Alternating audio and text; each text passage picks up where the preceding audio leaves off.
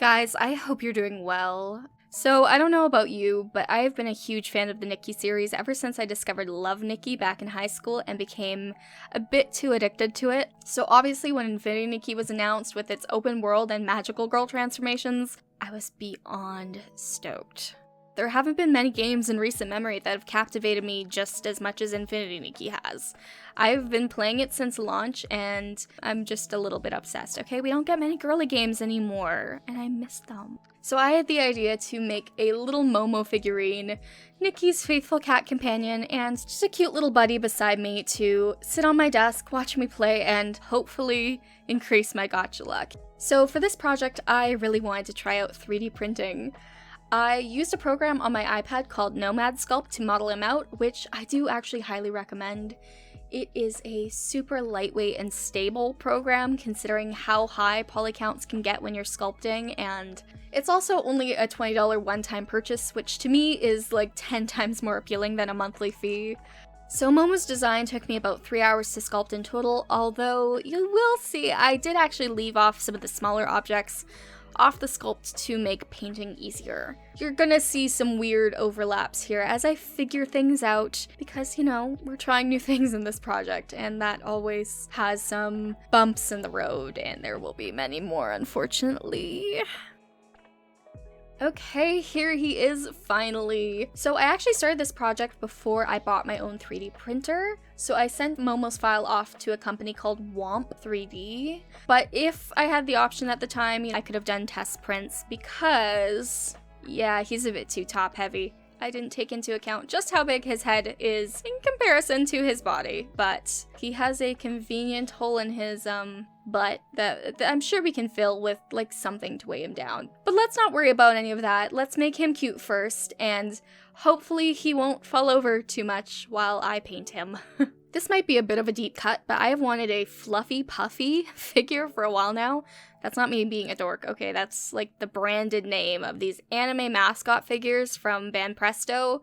They have flocking on them, and it's so soft to touch and super cute. Yeah, anyways, I wanted that for Momo, so I bought some white flocking powder to glue on. So I opted to paint Momo's eyes on first, then like add a coat of UV resin, cure that, and the idea was that I'd be able to like mask off the eye region, peel off the tape, and he would just look sufficiently fluffy.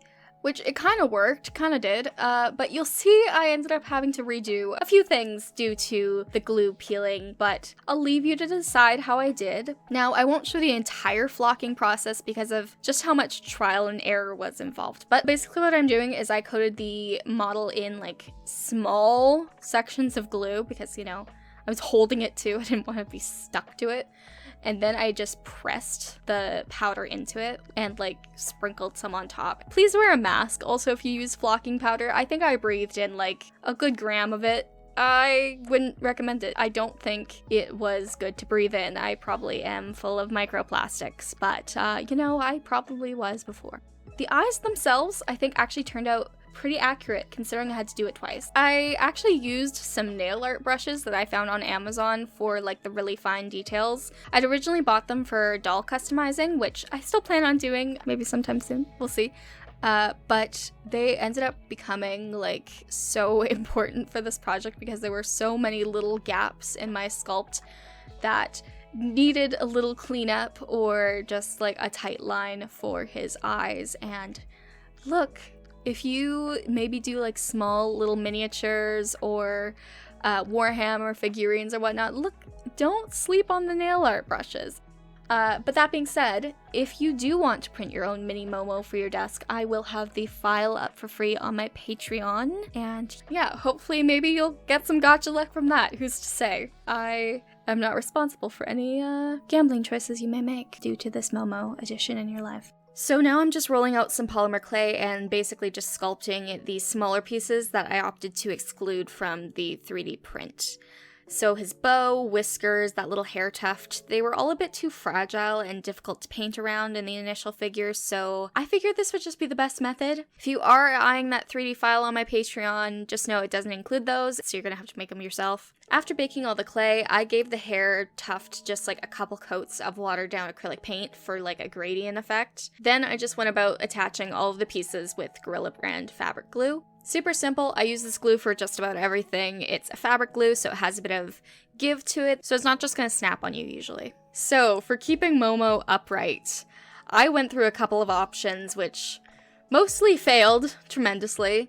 Like, I 3D printed a stand in resin, which it didn't look great. Look, for the first 3 months of getting a 3D printer, your brain will exclusively think, oh, I could make that on my 3D printer, and not, is this the best option? And unfortunately, this was not the last bad idea I would have, so don't do that. What you need to do is get a normal frickin' lid. A lid to a toner pad container is what I ended up using.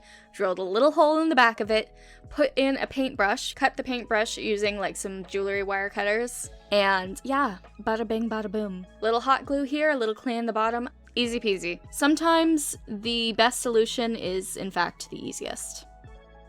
Okay, and he's done. Thank you all so much for watching. Again, my Patreon is linked in the description where you can download Momo's STL file for 100% free. And while you're down there, please like and subscribe for more girly art videos and chaotic projects. Hopefully with less flocking powder going up my nose. Please wear your respirators, kids. Have a good day.